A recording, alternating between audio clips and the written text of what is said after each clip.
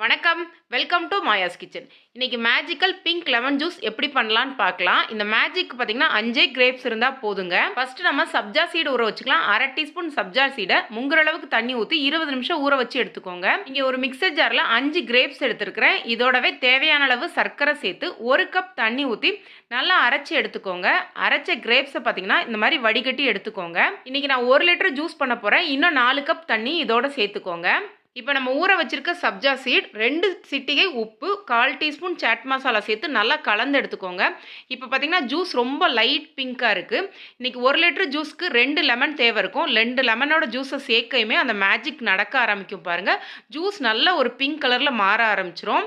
Lemon juice சேர்க்குற முன்னாடி juice எவ்வளோ லைட் பிங்காக இருக்குது பாருங்கள். சேர்த்ததுக்கப்புறம் நல்லா டார்க் பிங்காக கிடைக்க ஆரம்பிச்சிரும். இந்த மேஜிக்கல் ட்ரிங்கை யாரெல்லாம் ஃபஸ்ட் டைமாக பார்க்குறீங்கன்னு கமெண்ட் பண்ணுங்கள். வீடியோ பிடிச்சிருந்துச்சுன்னா லைக் பண்ணுங்கள், ஷேர் பண்ணுங்கள். நன்றி, வணக்கம்.